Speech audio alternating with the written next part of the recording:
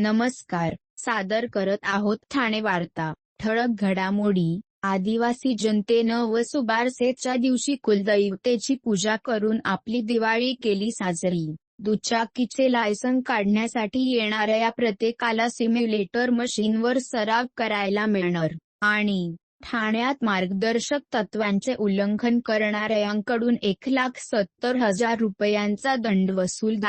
362 जणांना बजावण्यात आली नोटीस. एक आरएमसी प्लांट बंद. या आणि इतर घडामोडी विस्तृतपणे पण काही क्षणातच. आमच्या फेसबुक, यूट्यूब आणि संकेतस्थळाला सबस्क्राईब करायला विसरू नका। আমার নাম সুলতানা খাতুন। আমার বাচ্চার বয়স 2.5 বছর। আমার বাচ্চা ইনজেকশন টাইমে নিত। আমার বাচ্চার শরীর অসুস্থ হওয়ার কারণে আমার বাচ্চা কিছু ইনজেকশন নিতে পারেনি। আমি খুব ভয় পেয়ে গেছিলাম এটা নিয়ে, আমি কি করব, অনেক কিছু হয়ে গেছে। তারপর আমি দেখলাম আমি কি করে কি করতে পারবো। আশাদি আমার বাড়িতে আসলো, আশাদি আমাকে জানালো মিশন ইন্দ্রধনুষ একটি ক্যাম্প বসছে বাচ্চাদের জন্য, যেখানে আমি নিয়ে গেলাম। নিয়ে যেতে আমার বাচ্চার যে কটা টিকা বাকি ছিল সেগুলো সব দেওয়া হলো। তাতে বাচ্চা আমার অনেক ভালো হলো, আমার বাচ্চা সুস্থও আছে। আমি ধন্যবাদ করতে চাই আশাদিকে এবং মিশন ইন্দ্রধনুষকে।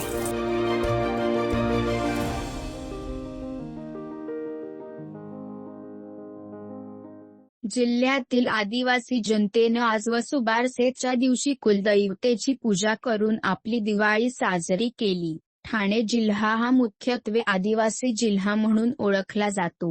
जिल्ह्याच्या ग्रामीण भागात मोठ्या प्रमाणावर आदिवासी वस्ती आहे। आदिवासींची दिवाळी ही वसुबारसेपासून सुरू होते। जिल्ह्यामध्ये वारली, कोकणी, महादेव कोळी, मल्हार कोळी, कातकरी, ठाकर अशा विविध जमातीचे बांधव राहतात। जिल्हाधिकारी कार्यालयात तारपाधारी आदिवासीचा पुतळा आहे। हा पुतळा जिल्ह्यातील आदिवासी बांधवाची आठवण देत असतो। आदिवासी श्रमिक संघर्ष संघटना आणि आदिवासी वारली समाज सेवा मंडळ यांच्या संयुक्त विद्यमाने या पुतळ्याला अभिवादन करण्यात आलं। या पुतळ्याची विधिवत पूजा करून आदिवासी बांधवांनी दिवाळीस सुरुवात केली। यावेळी काही वेळ तारपा वादन करण्यात आलं। काही आदिवासी बांधवांनी पारंपरिक तारपा नृत्य केलं। त्यानंतर राघोजी भांगरे चौकात राघोजी भांगरे यांच्या प्रतिमेला पुष्पहार अर्पण करून तारपा नृत्य करण्यात आलं। वर्षातील सर्वात महत्त्वाचा समजला जाणारा दिवाळीचा सण आजपासून सुरू झाला आहे। प्रतीपदेपर्यंत दीपोत्सव साजरा केला जात असला तरी गावांमध्ये मात्र वसुबारसेपासूनच दीपोत्सव साजरा होतो। पावसानंतर भरघोस पिकाच्या रूपानं शेतक याच्या हाती सोनं आलेलं असतं। सर्वत्र सुख समाधान आणि तृप्ततेचं वातावरण असतं। त्यामुळं कृतज्ञता व्यक्त करण्यासाठी अश्विन वद्य द्वादशीपासूनच दिवाळी साजरी केली जाते। वसुबारसेच्या दिवशी गोवत्स धेनूची पूजा करण्याची प्रथा आहे। गायला आपण माता मानलं आहे। गायीविषयीची कृतज्ञता यातून व्यक्त होते। प्रथम वासराला दूध देऊन गाय वासराची पूजा केली जाते।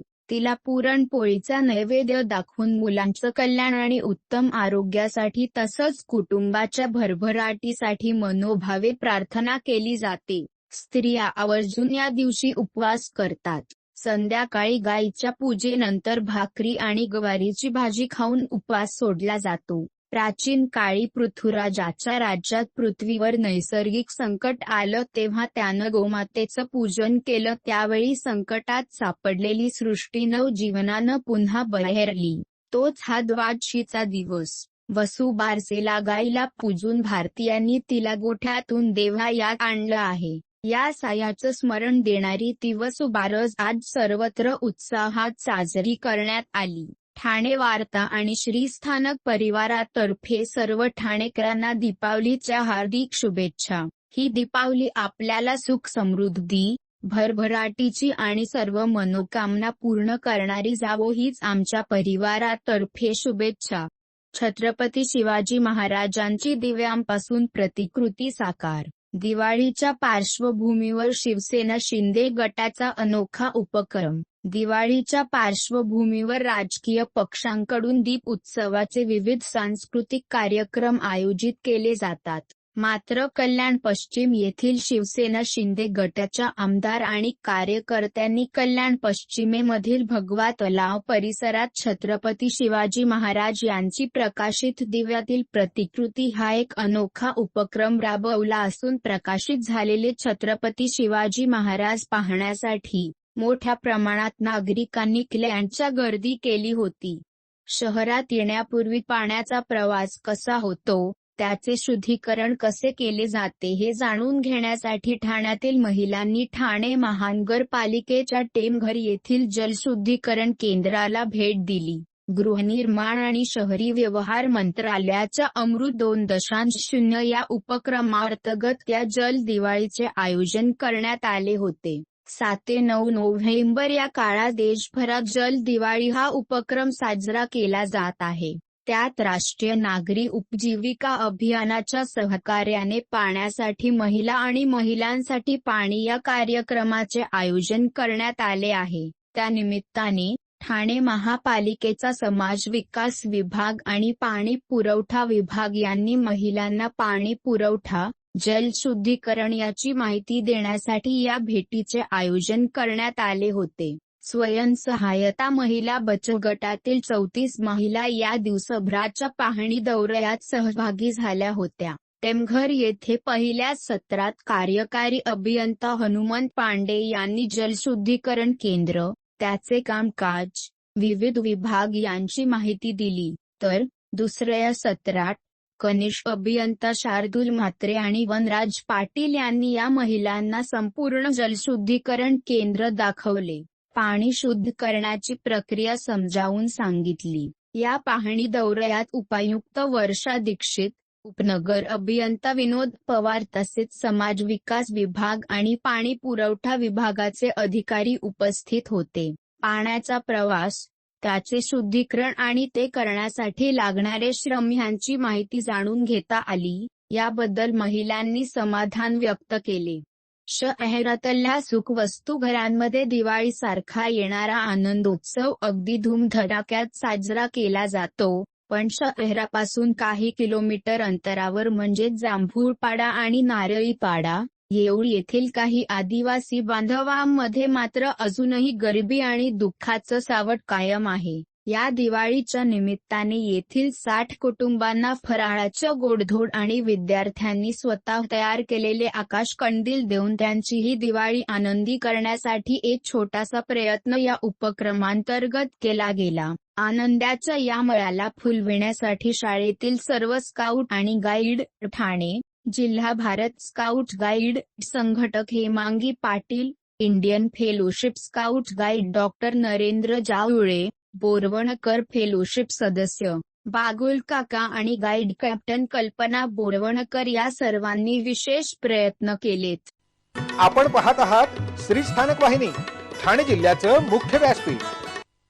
ठाणे वार्ता पहा श्री स्थानक वाहिनीवर. आता सकाळी 9:15 पासून रात्री 9:15 पर्यंत ठाणे वार्ता, ठाण्यातील पहिलं दृकश्राव्य माध्यम. ठाणे वार्ता आणि श्री स्थानक वाहिनीचं लाईव्ह स्ट्रीमिंग ठाणेवार्ता.com वरील लाईव्ह स्ट्रीमवर क्लिक करा आणि अगदी मोबाईलवरही ठाणे वार्ता श्री स्थानक वाहिनीचा आनंद लुटा. यासाठी आमचं ॲप डाउनलोड करा. आपला परिसर स्वच्छ आणि सुंदर ठेवण्यासाठी ठाणे महापालिकेत सहकार्य करा. ओला सुका कचरा वेगवेगळा जमा करा आणि रोगराईपासून मुक्तता मिळवा. डॉक्टर आणि रुग्णांचं पिढ्यानपिढ्यांचं जिव्हाळ्याचं नातं म्हणजेच डॉक्टर बेडेकर हॉस्पिटल. आता अत्याधुनिक सोयी सुविधा आणि तंत्रज्ञान युक्त वंध्यत्व निवारण केंद्रात IVF आणि टेस्ट ट्यूब बेबीची ही सुविधा. डॉक्टर बेडेकर हॉस्पिटल, महर्षी कर्वेपथ, ठाणे. 65 वर्षांची निरंतर सेवा. ठाणे वार्ता पहा श्री स्थानक वाहिनीवर. आता सकाळी 9:15 पासून रात्री 9:15 पर्यंत ठाणे वार्ता, ठाण्यातील पहिलं दृकश्राव्य माध्यम. ठाणे वार्तातर्फे आमच्या सर्व प्रेक्षकांना दीपावलीच्या हार्दिक शुभेच्छा. ठाणे वार्ता, ठाण्यातील पहिलं दृकश्राव्य माध्यम. भारतीय जनता पक्षाचे आमदार संजय केळकर यांच्यातर्फे सर्व ठाणेकरांना दीपावलीच्या हार्दिक शुभेच्छा. आमदार संजय केळकर आपला हक्काचा माणूस. राष्ट्रवादी काँग्रेसचे प्रदेश प्रवक्ते आणि ठाणे पालघर जिल्ह्याचे एक समन्वयक माजी खासदार आनंद परांजपे यांच्यातर्फे ठाणेकरांना दीपावलीच्या मंगलमय शुभेच्छा. ओवळा माजिवडा विधानसभा मतदारसंघाचे शिवसेना आमदार प्रताप सरनाईक यांच्यातर्फे ठाणेकरांना दीपावलीच्या हार्दिक शुभेच्छा. आमदार प्रताप सरनाईक कार्यसम्राट आमदार. चला स्वप्ननगरीत फेरफटका मारायला. रंगोली सारीज तर्फे सर्व ठाणेकरांना दीपावलीच्या हार्दिक शुभेच्छा. Rangoli sarees designer studio, Gokhale road, Thane. Rajwant jewellers तर्फे सर्व ठाणेकरांना दीपावलीच्या सुवर्णमय शुभेच्छा. सोने, चांदी, हिऱ्या मोत्यांच्या दागिन्यांचं समृद्ध दालन राजवंत ज्वेलर्स. श्रीस्थानक वाहिनीतर्फे ठाणेकरांना दीपावलीच्या हार्दिक शुभेच्छा.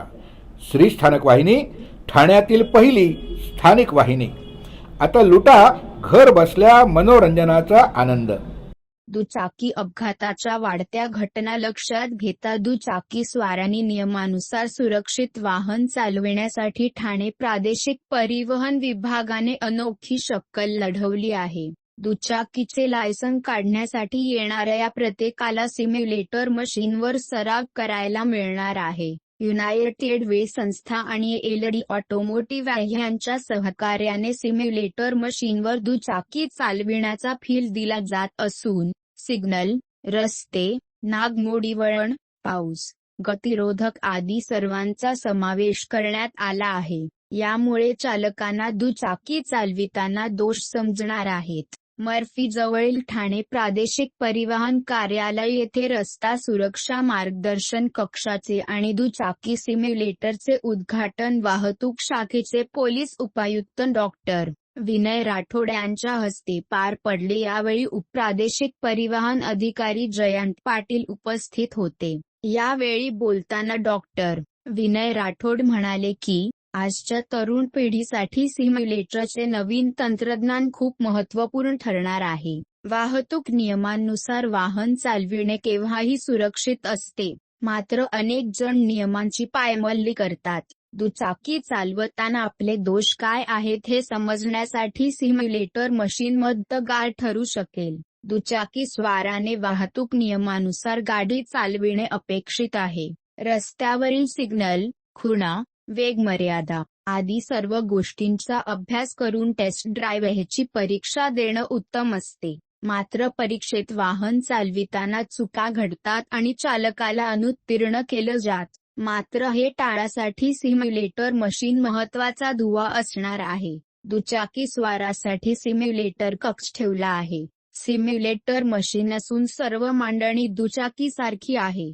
केवळ संगणकीय स्क्रीन बघून वाहन चालवायचे आहे. यात एक्सलेटर, गिअर आदी सर्व दिल असून स्क्रीनवर दिसणारे रस्ते, चौक, सिग्नल, नागमोडी वळण, खड्डे, पाऊस, शाळा, रुग्णालय, धुकं आदी सर्व दाखविले आहे. शहर महामार्ग, कमी जास्त गर्दी, विविध प्रकारचे हवामान, विविध प्रकाश योजना, पाऊस, धुके या प्रकारची परिस्थिती संगणकात निर्माण करता येते, ज्याद्वारे विविध परिस्थितीत वाहन चालविण्याचा सराव अथवा चाचणी घेता येते. शेवटी संगणकीय चाचणीचा निकाल देखील स्क्रीनवर दिसतो. बाळकूम येथील ऑलिम्पिक दर्जाचा तरण तलाव लोकार्पणानंतरही 2 वर्षे धुळखात पडून आहे. या ढिसाळ कारभाराबाबत आणि अक्षम्य दुर्लक्षाबाबत आमदार संजय केळकर यांनी संताप व्यक्त केला. महापालिकेत झालेल्या बैठकीत त्यांनी अधिकाऱ्यांना चांगलेच खडसावले असून तत्काळ हा तलाव सुरू करण्याची कडक शब्दात समज दिली. बाळकूम परिसरातील राम मारुती नगर येथे ठाणे महापालिकेने तब्बल 27 कोटी रुपये खर्चून ऑलिम्पिक दर्जाचा धर्मवीर आनंद दिघे तरण तलाव उभारला आहे. या तरण तलावाचे 2 वर्षापूर्वी तत्कालीन पालकमंत्री तथा विद्यमान मुख्यमंत्री एकनाथ शिंदे यांनी लोकार्पण केले होते. तेव्हापासून आजतागायत हा तरण तलाव बंदच असून प्रत्यक्षात तरण तलावाचा वापर झालेला नाही. एक प्रकारे करदात्या नागरिकांची ही घोर फसवणूक सुरू आहे. आता ऐन दिवाळीच्या सुट्टीत बच्चे कंपनीला आणि जलतरण पटवणा तलाव उपलब्ध नसल्याने स्थानिकांनी संजय केळकर यांच्याकडे तक्रारी केल्या होत्या. त्यानुसार संजय केळकर यांनी ठाणे महापालिका मुख्यालयात बैठक घेऊन संबंधित अधिकाऱ्यांना धारेवर धरत तरण तलाव युद्धपातळीवर खुला करण्याचे निर्देश दिले. धर्मवीर आनंद दिघे यांचे नाव दिलेल्या या तरण तलावाकडे ठाणे महापालिकेच्या ढिसाळ कारभारामुळे दुर्लक्ष होत आहे. तलावाची कामे पूर्ण झाली नसल्याचे पालुप लावत केवळ कागदी घोडे नाचवले जात आहेत. आता पुन्हा कामाच्या निविदांचा खेळ सुरू झाला आहे. त्यामुळे या तलावाला मुहूर्त कधी लागणार असा संतप्त प्रश्न केळकर यांनी अधिकाऱ्यांना विचारला.